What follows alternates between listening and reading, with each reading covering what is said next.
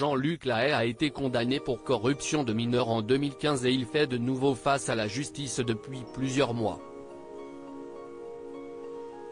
Il a été interpellé dans la matinée du 3 novembre 2021 à Paris par les policiers de l'Office central pour la répression des violences aux personnes, OCRIVIP, avant d'être placé en garde à vue pour viol et agression sexuelle sur mineurs de plus de 15 ans et, encore une fois, corruption de mineurs.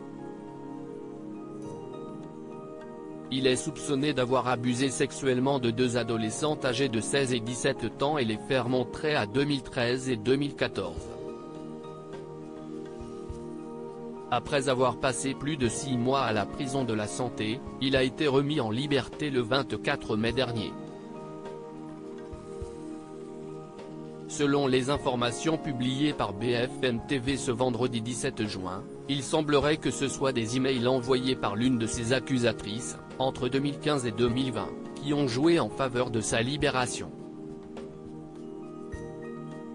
Renommée Roxane, la jeune femme avait d'abord accusé Jean-Luc Lahaye de l'avoir violée pendant des années mais aussi de lui avoir imposé des pratiques auxquelles elle ne voulait pas consentir. À l'époque de ses mailles, alors qu'elle n'avait que 17 ans, la jeune femme a mentionné une relation amoureuse assumée. Je me remémore tes gestes, ta voix. Je puise sans cesse dans ce passé que nous avons en commun, rien n'est plus beau. Je m'ennuie de toi, peut-on lire. Dans ses emails, Roxane n'évoque à aucun moment sa différence d'AE avec Jean-Luc Lahaye et elle n'hésite pas à lui faire des déclarations. Je veux ton regard posé sur moi, toutes tes manifestations devenues synonymes de bonheur. Mais tu n'es pas là et je suis impuissante, poursuit-elle avant d'ajouter, alors je m'encourage jour et nuit, en anticipant le moment où nous serons à nouveau réunis et plus forts qu'avant. Des messages qu'elle signe en disant, ta petite femme.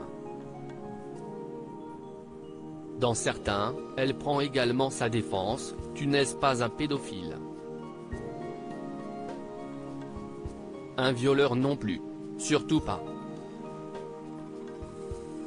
Par la suite, la jeune femme assure que tout le monde sait que tu n'es pas le mec à abuser d'une femme sans son consentement, peut-on lire.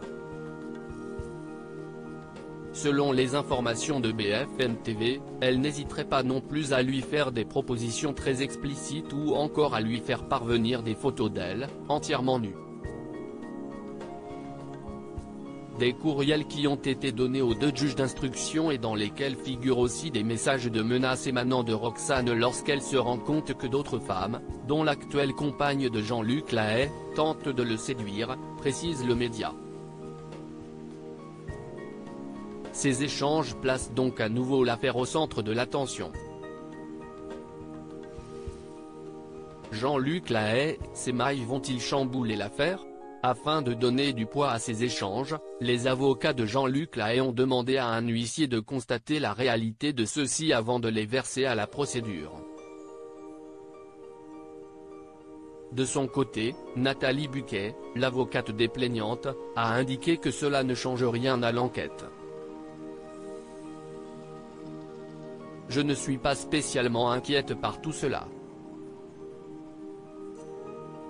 Je m'attendais à ce que Jean-Luc Lahaye soit remis en liberté à un moment donné, notamment en raison de son âge, a-t-elle confié au journal avant d'ajouter, les messages de Roxane ne fragilisent pas le dossier. Car derrière tout ça, si est-il la question de l'emprise que Jean-Luc Lahaye exerçait sur elle et sur Emmeline, l'autre plaignante, dont le nom a également été modifié, qui se pose. Je rappelle qu'elles étaient toutes les deux mineures, a-t-elle conclu.